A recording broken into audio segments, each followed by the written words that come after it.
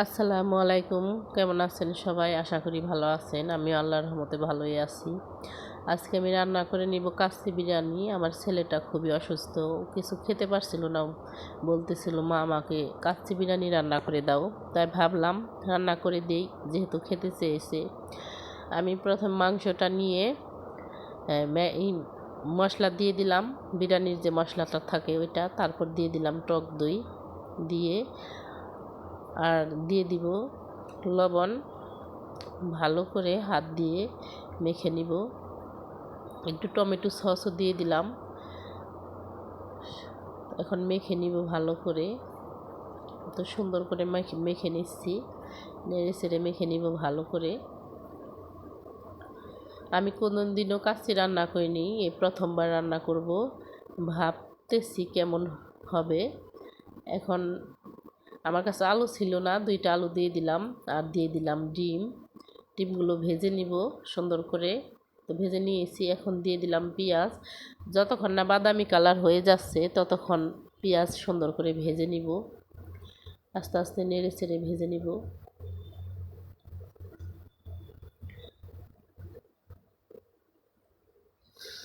ভাজাটা হয়ে গেছে। এখন আমি কিছুটা তুলে নিলাম, আর বাকিটার ভিতরে মাংসটা দিয়ে দিব। তো দিয়ে দিচ্ছি, মাংসটা দিয়ে সুন্দর করে নেড়ে চেড়ে রান্না করে নিব কিছুক্ষণ।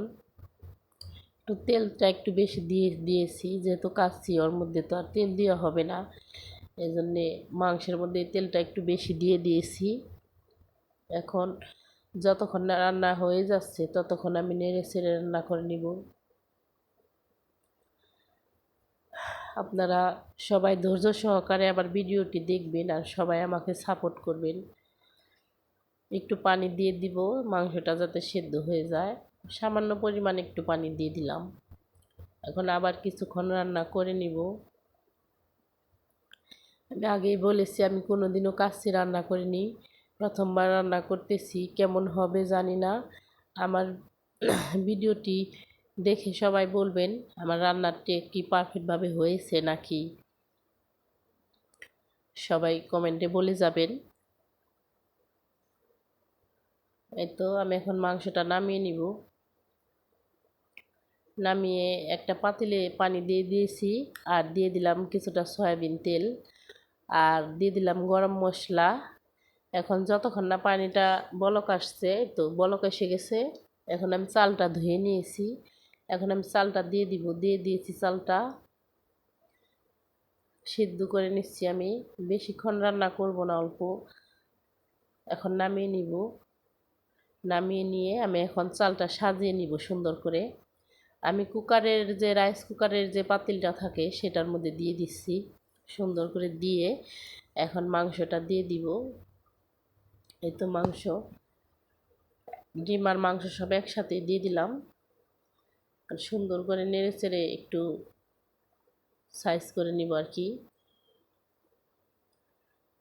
এই তো হয়ে গেছে।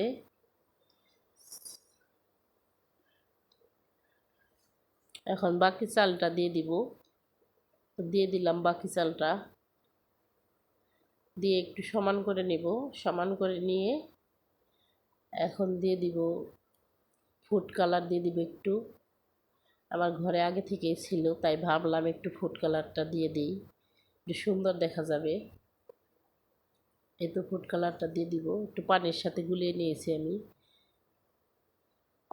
তারপর দিয়ে দিব যে পেঁয়াজটা বেরেস্তা করে রেখেছিলাম, সেই পেঁয়াজটা উপর দিয়ে দিব।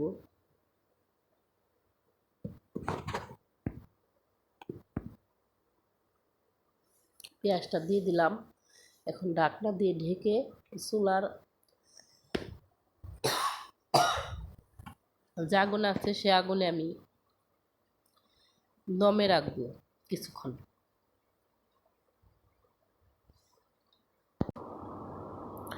এই তো আমার বিরিয়ানিটা হয়ে গেছে। কেমন হয়েছে দেখুন, দেখতে খুবই সুন্দর লাগতেছে। আমি কখনো রান্না করিনি, প্রথমবার রান্না করলাম।